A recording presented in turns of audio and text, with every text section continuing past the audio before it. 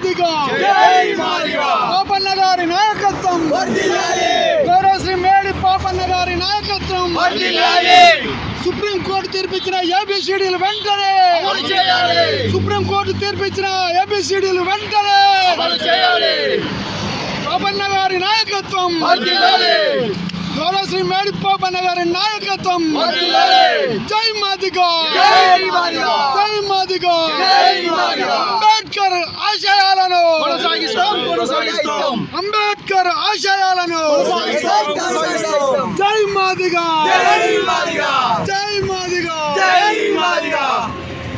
ఎంఆర్పిఎస్ తెలంగాణ రాష్ట్ర అధ్యక్షుడు గౌరవ శ్రీ మేడి పాపన్న గారి నాయకత్వంలో మరి అన్నగారి ఆదేశాల మేరకు జనవరి 19వ తేదీన హైదరాబాద్లో జరిగే మాదిగల మహాగర్జనకు మద్దతుగా మరి ఈరోజు జనగామ జిల్లా కేంద్రంలో మరి యశ్వంతపూర్ నుండి ప్రారంభమైనటువంటి స్కూటర్ ర్యాలీని మరి ఈ జనగామ జిల్లాలో ఉన్నటువంటి అన్ని మండలాల్లో అన్ని గ్రామాల ఎంఆర్పిఎస్ నాయకులు మరియు కార్యకర్తలు, గ్రామ శాఖ, మండల శాఖ అధ్యక్షులు అందరూ కలిసి మరి దీన్ని విజయవంతం చేయుటకై మరి ఈ నెల 30న ఈరోజు ఈ జనగామ జిల్లా కేంద్రం నుండి ప్రారంభమైన మరి ఈ యాత్ర అన్ని మండలాల మీదుగా డిసెంబర్ 22వ తేదీ వరకు మరి నిరంతరంగా కొనసాగించుటకై బైక్ యాత్ర మరి దాదాపు 25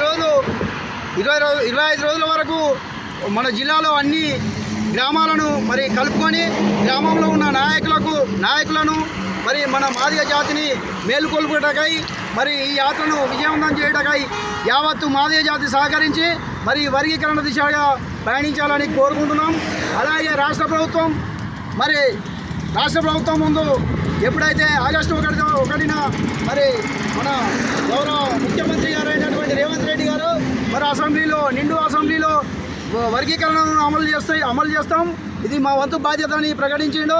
మరి ఇంతవరకు మరి గౌరవ శ్రీ రేవంత్ రెడ్డి గారు మరి ఈ విషయంపై కొంచెం కల్పించుకొని మరి చట్టసభలో మాట్లాడి అమలుకై మరి కృషి చేయాలని కోరుకుంటున్నాం. అలాగే రాష్ట్ర ప్రభుత్వం పైన మన గౌరవ శ్రీ మేడి పాపన్న గారు మరి ఒక 6 డిమాండ్లను తెలియజేయడానికి మరి మేడి పాపన్న గారు డిమాండ్లను మీ ముందుంచిండు. ఆ డిమాండ్లో ఒకటి ఎస్సీ ఏబిసిడి వర్గీకరణ జరుగుతుండగా మరి అది జరగకుండా ఉద్యోగ నియామకాలు చేపట్టకుండా రాష్ట్ర ప్రభుత్వాన్ని డిమాండ్ చేయాలని ఒకటి. మరి రెండవది డాక్టర్ బిఆర్ అంబేద్కర్ అభయహస్తం 12 లక్షల ఏదైతే అమలు ఉందో దాన్ని అమలు చేసి మరి దాన్ని పేదలకు అందియాలనే ఒక డిమాండు. మరి మూడో డిమాండు ఇందిరమ్మ ఇళ్ల పేరున ఇస్తున్న ఇళ్లను అర్హులైన లబ్ధిదారులకే, అంటే ఇల్లు లేని నిరుపేదలకే ఇవ్వాలని మరొక డిమాండ్ పెట్టి